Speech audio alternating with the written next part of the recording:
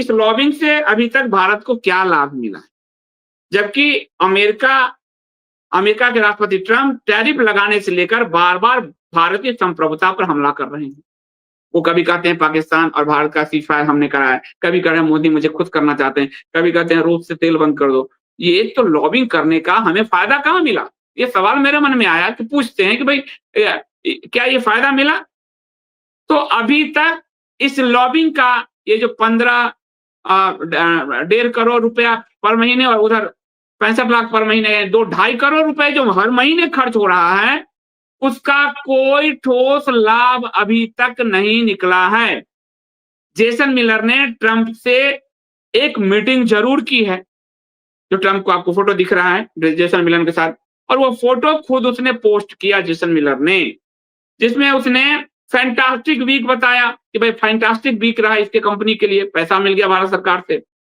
लेकिन ट्रंप प्रशासन ने 50% टैरिफ, जिसमें 25% रशियन क्रूड ऑयल खरीदने पर पेनल्टी है, टैरिफ भारत पर लगा दिया। यानी भारत की सरकार ने जो हम करदाताओं का पैसा इसके लॉबिंग फॉर्म पे बर्बाद किया, उसका कोई रिजल्ट नहीं निकला। उल्टा भारत पर ट्रंप ने टैरिफ लगाया और 25% का पेनल्टी भी लगाया रूस से तेल खरीदने के कारण। तो फायदा अमेरिका का हुआ और फायदा ट्रंप के राइट हैंड उनके सलाहकार जेसन मिलर का हुआ, और घाटा भारत की सरकार और भारत के करदाताओं का। ये समझिए।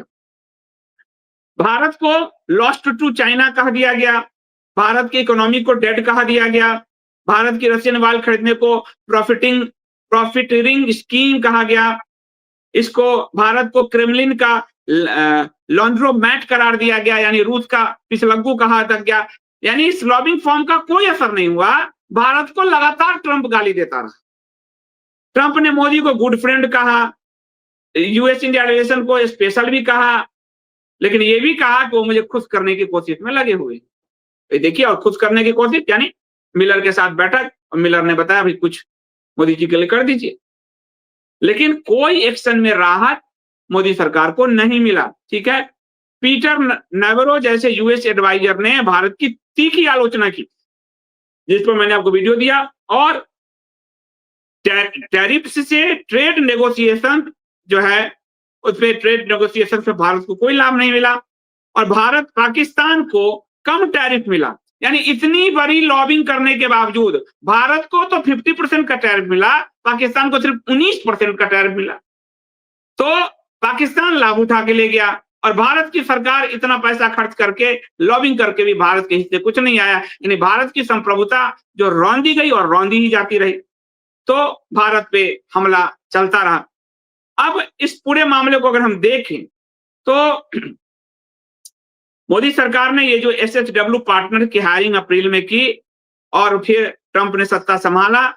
उसके बाद भारत रशिया से सस्ता तेल खरीदकर अपनी ऊर्जा जरूरत को पूरा कर रहा था, जो भारत की कुल जरूरत का 35% है, जो वो रूस से ले रहा था भारत। कितना? 35%।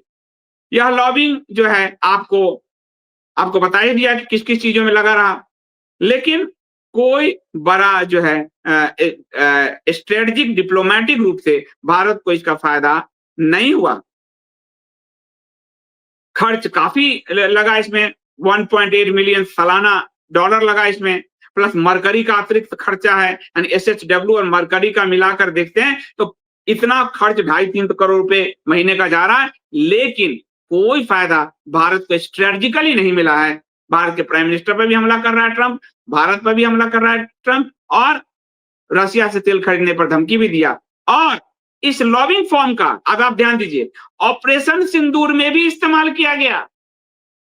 यानी लॉबिस्ट, भारत की सेना लड़ रही है, भारत की सेना, अटैच शिव कुमार जी कह रहे हैं कि हमारे हाथ बांध दिए गए, नहीं तो हम लीड ले लेते, 2 दिन हमारे पॉलिटिकल विल नहीं होने के कारण हाथ बांधे गए, और लॉबिस्ट इस पे काम कर रहे हैं। भारत की सेना लड़ रही है और लॉबिंग हो रही है अमेरिका में ऑपरेशन सिंदूर के लिए, अमेरिका को सॉफ्ट किया जा रहा है लॉबिंग के जरिए। ये हुआ ऑपरेशन सिंदूर, जिसका नाम ये ढिंडोरा पीट से घूम रहे थे।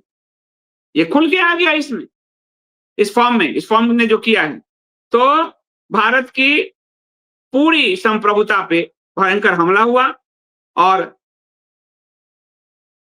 लॉन्ग टर्म में कोई फायदा मिले तो मिले, लेकिन लॉन्ग टर्म में फायदा कैसे मिलेगा? क्योंकि एसएचडब्ल्यू पार्टनर्स का जो एग्रीमेंट है वो जनवरी 2026 यानी इस महीने खत्म हो रहा है। अब ये बढ़ाएंगे तो और है, लेकिन ज्यादा फायदा भारत को नहीं मिला। अमेरिका और ट्रंप को खुश करने में भारत के पैसे और गए। ठीक है, तो ये बात समझ में आई है।